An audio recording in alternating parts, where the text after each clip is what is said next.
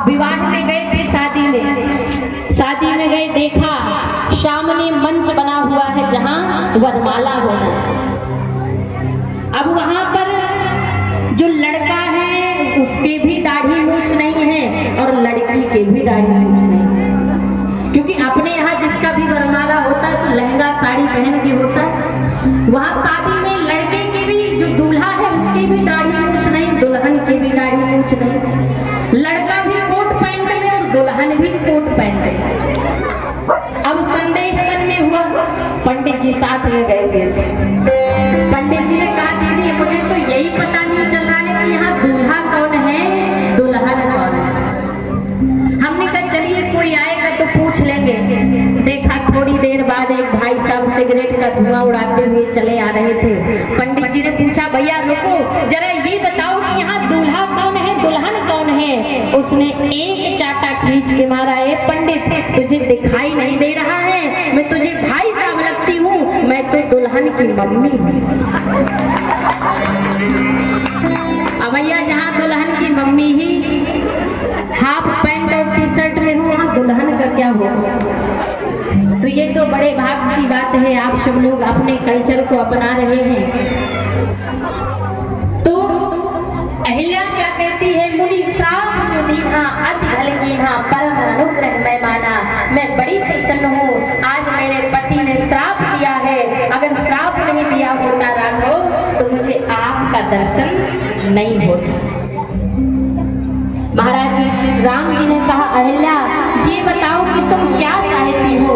अहिल्या ने कहा बस मैं एक ही वरदान चाहती हूँ प्रभु कि मेरा मन रूपी भौरा सदैव आपके चरण कमल रूपी पुष्प का रसपान करता रहे और आपकी सेवा और भक्ति में लगा रहे,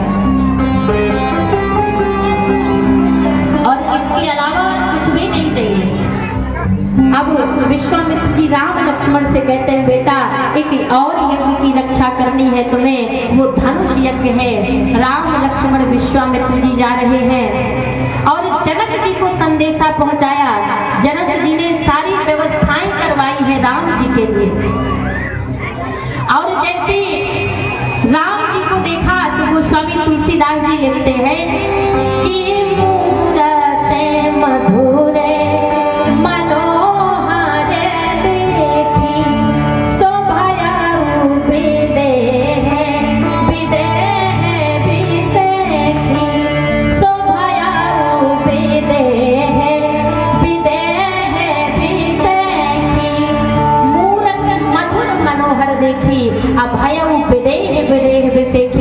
आज विदेह राज्य को भी अपने देह का सुध नहीं।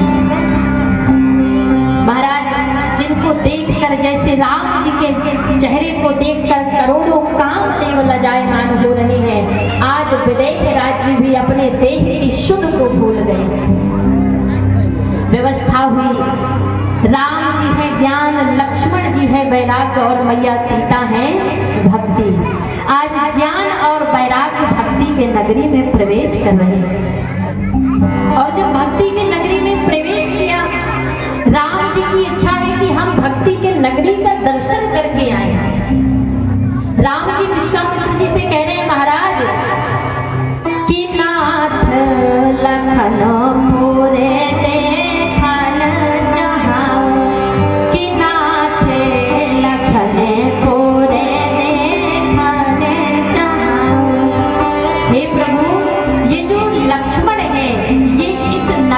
दर्शन करना चाहते हैं। विश्वामित्र जी ने कहा राम मैं चाहता हूँ कि लक्ष्मण नहीं तुम भी लक्ष्मण के साथ जाओ और इस नगरी का दर्शन करके आओ, और हमारी पूजा का भी समय हो रहा है तो हमारी पूजा के लिए पुष्प भी लेकर के आओ।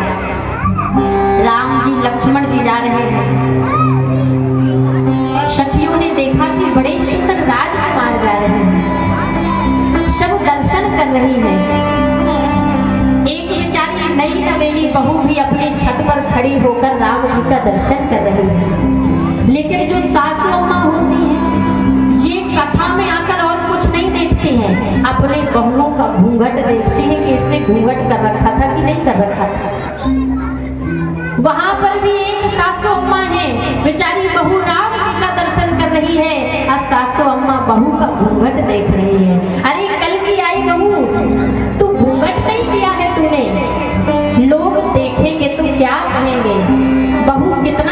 जवाब दे रही है, मैया आपसे एक बात कहूँ, आज सब भगवान को देखने में मग्न है, कोई मेरा घूंघट नहीं देखेगा, लेकिन मुझे ये समझ में नहीं आता है कि आपका कैसा दुर्भाग्य है जो राम जी को छोड़कर मेरे घूंघट को देख रहे हैं। ये तुम्हारा दुर्भाग्य है।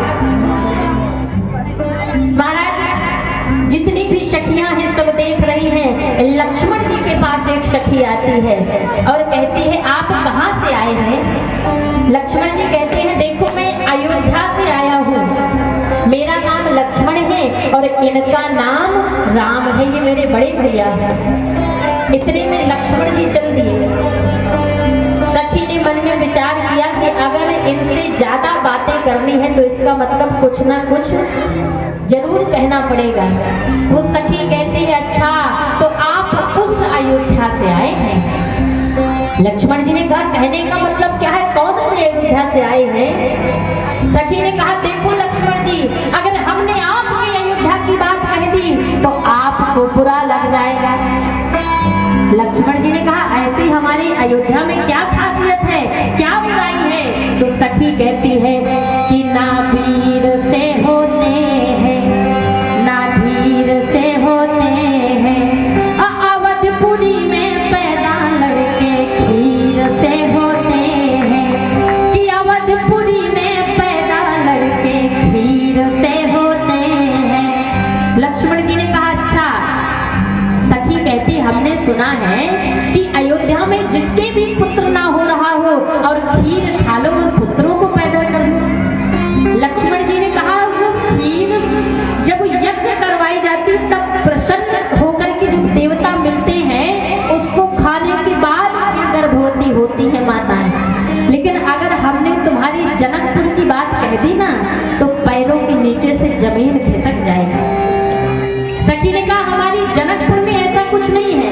लक्ष्मण जी कहते हैं, सुनो कि ना वीर से होती है ना धीर से होती है, जनकपुरी में पैदा लड़की जमीन से होती है, कि जनकपुरी में पैदा लड़की जमीन से होती है।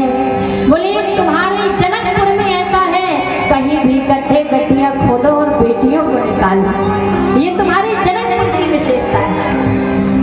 सखी बेचारी शांत हो गई।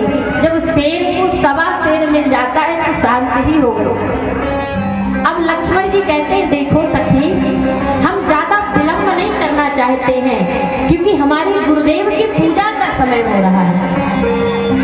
महाराज जैसे पुष्प वाटिका पहुंचे, जो माली पुष्प वाटिका के बाहर खड़ा है, राम जी को देखकर चिल्लाने लगा, बचाओ बचाओ, चोर आए हैं, चोर आए हैं। लोग इकट्ठे हुए, बोले, भैया माली, अरे कहाँ है चोर? बोले, ये जो राजकुमार है यही तो चोर है। लोगों ने कहा, तुम्हारा क्या चुराया है?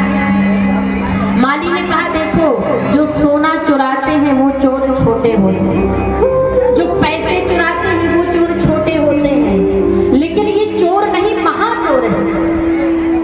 लोगों ने कहा, भैया माली क्या चुराया है? बोले, इन्होंने तो हमारे चित्त को ही चुरा दिया है, तो ये चित्त चोर है, इसलिए ये महाचोर है। महाराज लक्ष्मण जी कह रहे हैं, भैया माली, हमारी गुरुदेव की पूजा का समय हो गया है और हमें पुष्प तोड़ना है। लेकिन रामचरितमानस में दो वाटिका हुई, एक पुष्प वाटिका और एक अशोक वाटिका। दोनों वाटिका में फर्क क्या है? पुष्प वाटिका में राम जी का मिलन होता है और अशोक वाटिका में राम जी और मैया सीता का बिछड़न होता है। क्यों? क्योंकि जो पुष्प वाटिका है वो एक योगी की वाटिका है और जो अशोक वाटिका है वो एक भोगी की वाटिका है। तो योगी की वाटिका में भगवान का मिलन होता है और भोगी की वाटिका में भगवान का विछड़न होता है। माली कहता है, हमारे यहाँ का नियम है, जो भी यहाँ पर जाएगा किशोरी जी की जय घोष करेगा। लक्ष्मण जी ने कहा, ठीक है। माली बोला, बोलिए किशोरी जी की। महाराज अब किशोरी जी की जैसे ही जय घोष हुई, लक्ष्मण जी ने तो जय घोष की, लेकिन राम जी ने नहीं की। राम जी ने लक्ष्मण से कहा, भैया ससुराल का मामला है और हम जय घोष नहीं करना जाता है। माली ने कहा छोटे राजकुमार जी, आपने तो जय घोष की है, लेकिन अपने बड़े भैया राम जी ने जय घोष नहीं की। लक्ष्मण जी कहते